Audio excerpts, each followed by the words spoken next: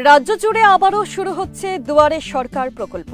আগামী 24শে জানুয়ারি থেকে 1 ফেব্রুয়ারি 2025 পর্যন্ত এই ক্যাম্প চলবে। মূলত যারা এখনো সরকারি প্রকল্পে নিজেদের নাম নথিভুক্ত করেননি তারা এই ক্যাম্পে নিজেদের নাম নথিভুক্ত করতে পারবেন।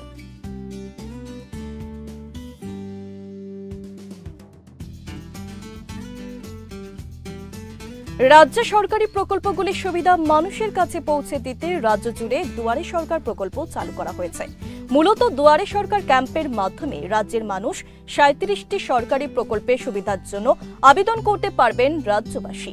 শিবিরগুলি রাজ্যের বিভিন্ন স্থানে করা হবে। রবিবার ও সরকারি ছুটি দিন ছাড়া প্রতিদিন ক্যাম্প খোলা থাকবে।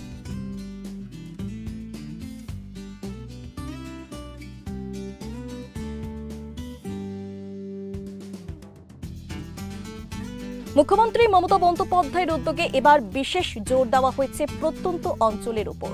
শিবিরের লক্ষ্য যারা শহর থেকে দূরে থাকেন এবং আগে সরকারি সুবিধা থেকে বঞ্চিত ছিলেন তাদের কাছে পরিষেবা পৌঁছে দেওয়া।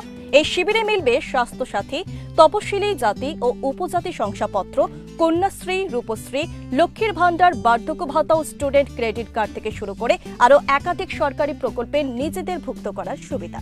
এই শিবিরে যে কোনো প্রকল্পের নাম নথিভুক্ত করাতে চাইলে শিবির থেকে মিলবে ফর্ম, তা পূরণ করে জমা দিলেই নাম নথিভুক্ত হবে সরকারি প্রকল্পে। তবে আবেদন জমা দেওয়ার পর 28শে ফেব্রুয়ারি পর্যন্ত চলবে যাচাই বাছাই প্রক্রিয়া।